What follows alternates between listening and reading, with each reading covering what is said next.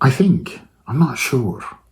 But I am very disturbed by that book. I read it. Brave New World, Aldous Huxley. Do you want to be happy? A good question. And if the answer is yes, then you're lucky. You will be living in this brave new world, in Aldous Huxley's world.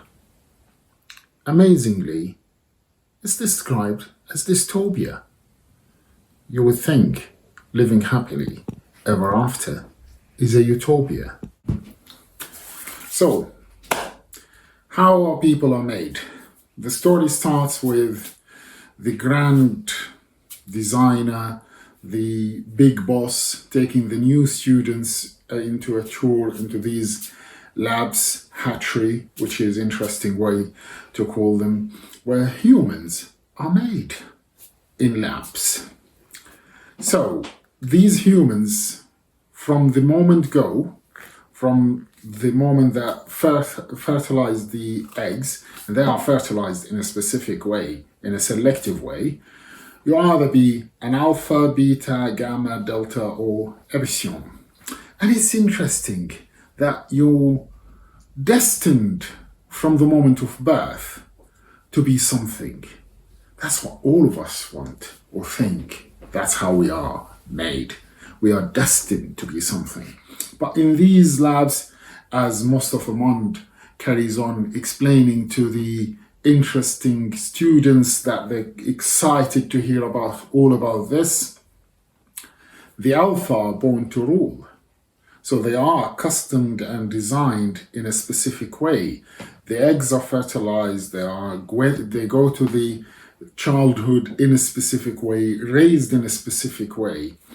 The others, the beta, gamma, delta, all of the others, epsilons, are designed in a different way. Everyone's designed to serve a purpose. What is the purpose? Then they will demand and supply.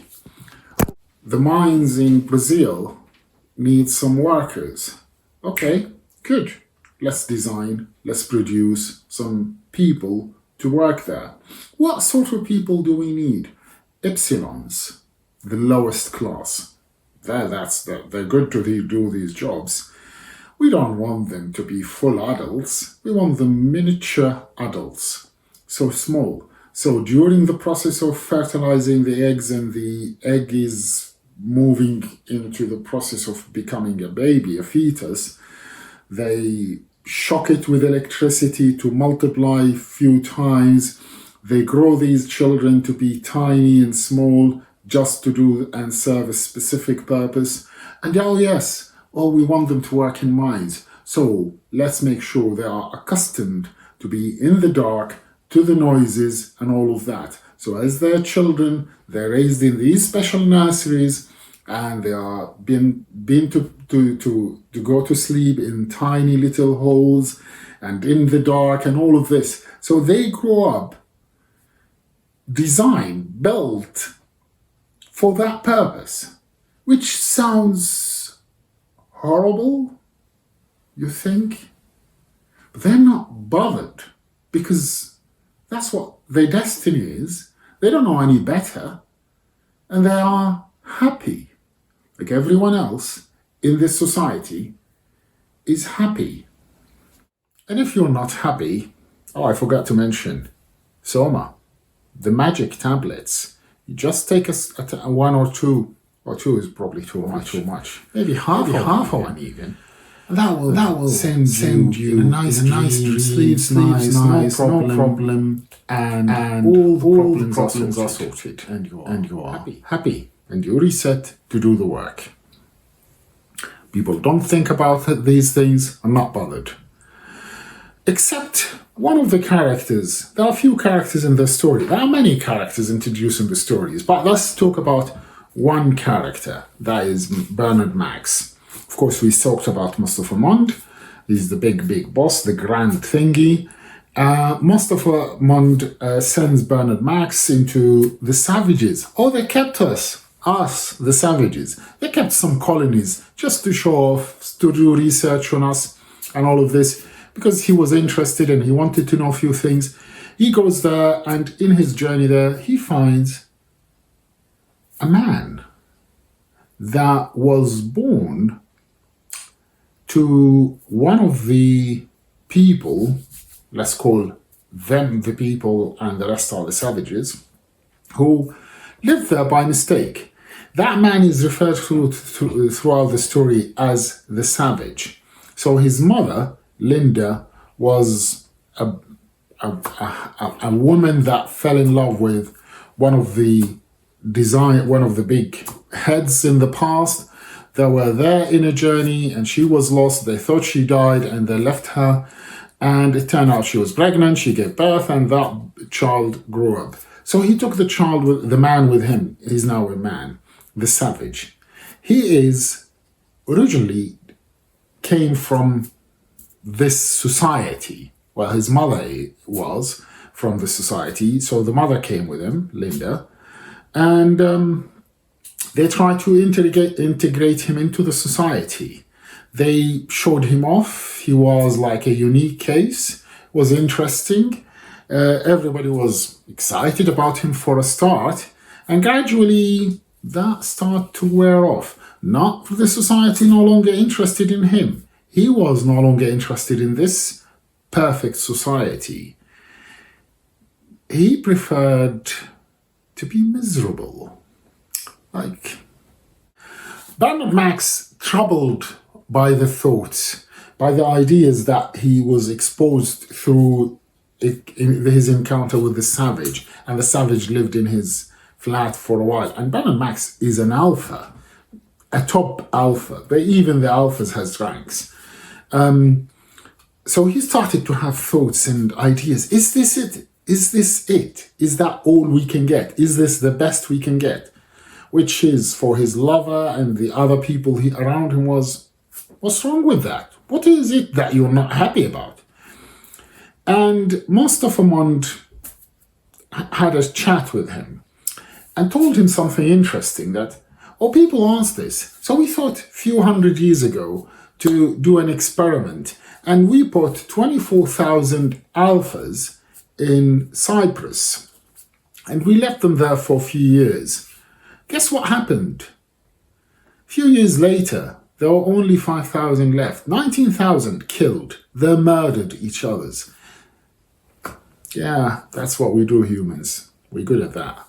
And the remaining 5,000 begged us to take them back into our society, into this perfect society that you're no longer happy about. And because he had a thought, because he had the courage to think outside the box, he had to live in exile, stripped. And then Aldous Huxley ran this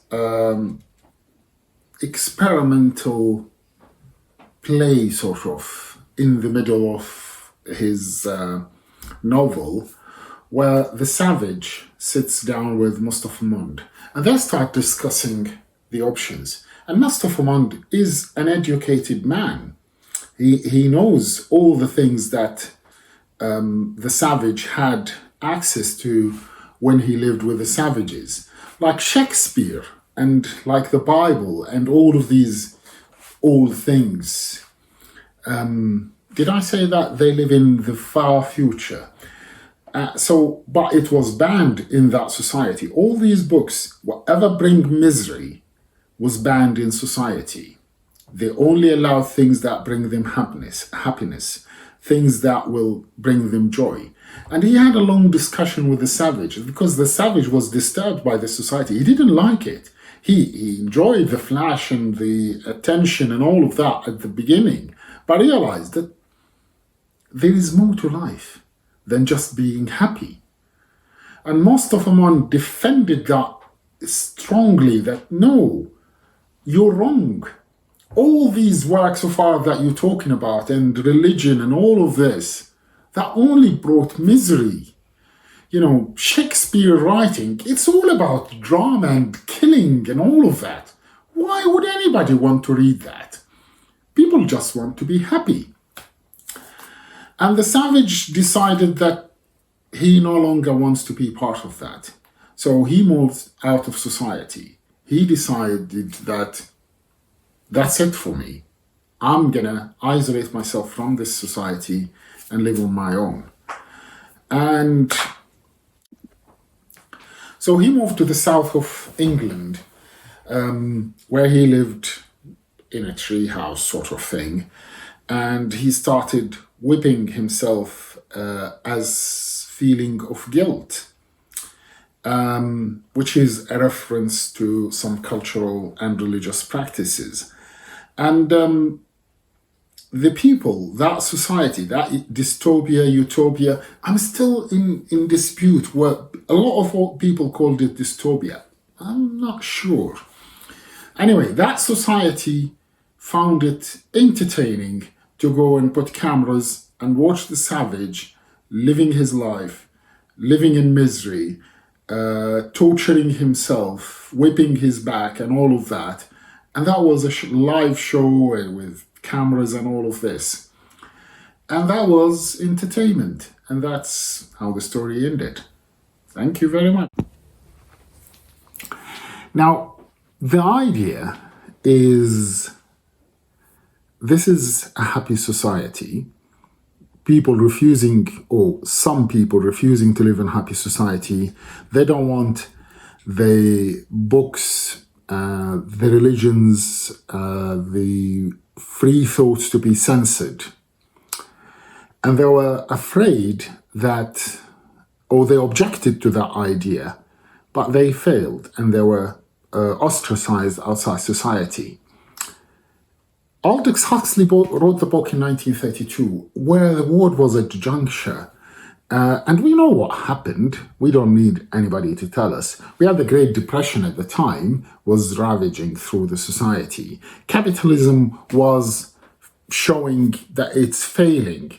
The rise of communism, the rise of fascism, Nazis, all of that was happening while he was writing the story.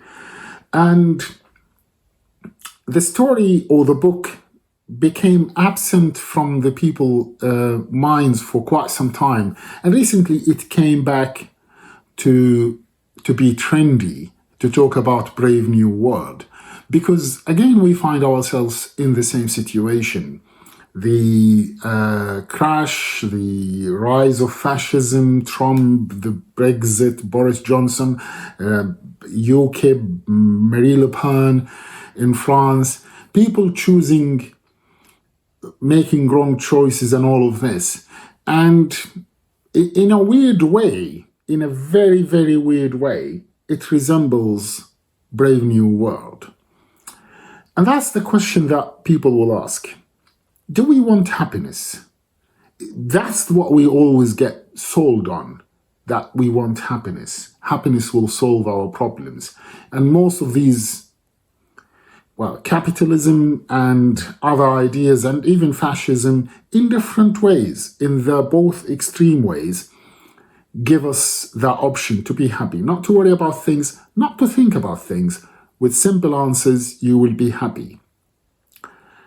But we humans often choose not to, because ironically, not to be happy or search of happiness is the ultimate goal of our life, not to reach that goal. Because if we reach that goal and we are happy, our life becomes meaningless. So the constant search of happiness is what keeps us going. I think. I'm not sure. But I am very disturbed by that book. I read it a few years and I wanted to make this review a few years ago and I wrote something about it. And I felt that I would like to do it in a video.